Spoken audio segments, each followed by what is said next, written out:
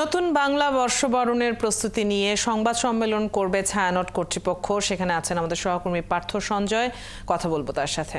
পার্থ, ছায়ানটের সভাপতি ডক্টর সঞ্জিদা খাতুনের মৃত্যুর পর এবারই প্রথম তাকে ছাড়া বর্ষবরণের প্রস্তুতি নিচ্ছে কর্তৃপক্ষ। তো পয়লা বৈশাখের দিন কি কি কর্মসূচি রয়েছে তাদের, কিছু জানতে পেরেছেন কি? ধন্যবাদ অদিতি। ঠিক এই মুহূর্তে প্রেস কনফারেন্স শুরু হয়েছে।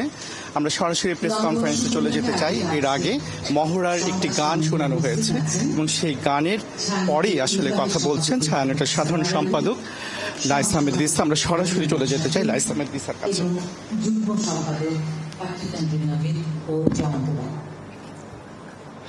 উপস্থিত সকলকে নববর্ষের অগ্রিম প্রীতি ও শুভেচ্ছা জানাই। আমি সাধারণ সম্পাদক লাইস আহমেদ রিসা। বিশ্বব্যাপী যেমন ক্ষয়ে চলেছে মানবতা, তেমনি এদেশেও ক্রমান্বয়ে অবক্ষয় ঘটছে মূল্যবোধের। তবুও আমরা আশাহত হই না, দিশা হারাই না। স্বপ্ন দেখি, হাতে হাত রেখে সকলে একসাথে মিলবার, চলবার। বাঙালি জাগবে, সবাই মিলে সুন্দর দিন কাটানোর সময় ফিরবে।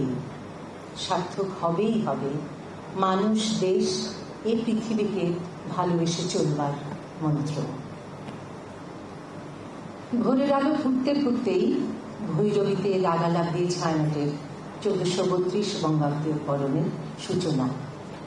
ছায়ানটের এবারের বার্তা, আমার মুক্তি আলোয় আলোয়। যথারীতি অনুষ্ঠান সাজানো হয়েছে নতুন আলো, প্রকৃতি এবং মানুষকে ভালোবাসবার গান, দেশপ্রেম, মানবপ্রেম আর আত্মবোধন জাগরণের সুর বানিয়ে। সব মিলিয়ে বাঙালি সমাজকে নিয়ে আলোর পথে মুক্তির পথযাত্রী হওয়ার আহ্বান।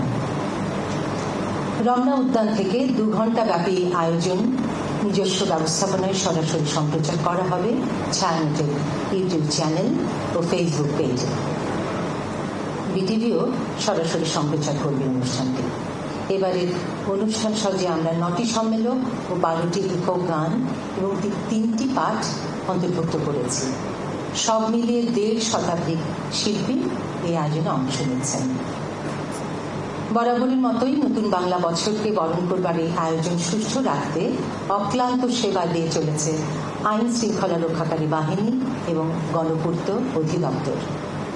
ছায়ানট কর্মীদের সঙ্গে কাঁধে কাঁধ মিলিয়ে নিরলস শ্রম দিয়ে চলেছেন স্বেচ্ছাসেবীরা, 13th হুসার্স ওপেন গ্রোভার গ্রুপের নির্বাচিত সদস্যরা।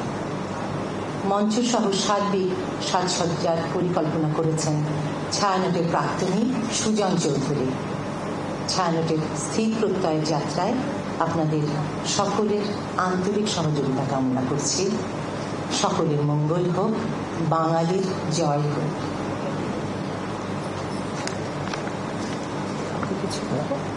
আমি যেতে বলি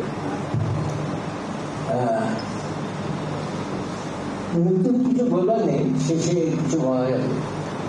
আপনাদের যদি কোনো প্রশ্ন থাকে তবে যদি বলেন তবে আমরা উত্তর জানতে চাই।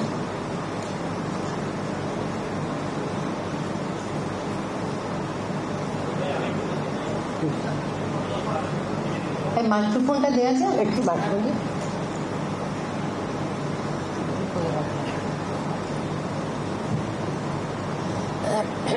আমি বাংলাদেশের কাজ করি। জানতে চাই এবার তো হচ্ছে সঙ্গীতা খাতুনকে ছাড়া প্রথমবার সম্ভবত ছায়ানট বর্ষবরণ করছে। বিশেষ কোনো স্মরণ বা উৎসর্গ করার কিছু থাকবে? হ্যাঁ, উৎসর্গ করার বিষয়টি সম্ভবত নিরাপদ পছন্দ করতে হবে। প্রতিষ্ঠানটার মধ্যে যারা 1967 সালে এক বিশেষ পরিস্থিতিতে এই যাত্রা শুরু করছেন, উনি তাদের প্রধান ব্যক্তিকে একজন। কিছুদিন আগে তিনি প্রয়াত হয়েছেন এবং সঞ্জিদা খাতুনের অনুপস্থিতিতে এবার প্রথম নববর্ষে আয়োজন হচ্ছে। আমাদের প্রত্যাশা, দেশের মানুষের প্রত্যাশা, উনি যে ধারা সংস্কৃতি চর্চা, সঙ্গীত চর্চা, এটি তোমাদের জন্য করলাম। ভগবান রাখতে চেয়েছেন আমরা যেন যোগ্যতার সাথে এটি করতে পারি। এটি সঞ্জিতা খাতুনের প্রতি আমাদের সবচেয়ে বড় শ্রদ্ধা জানাবে। ছায়ানটের কর্মীরা, শিল্পীরা, ছাত্রছাত্রীরা এই বিষয়ে সচেতন দিয়েছে।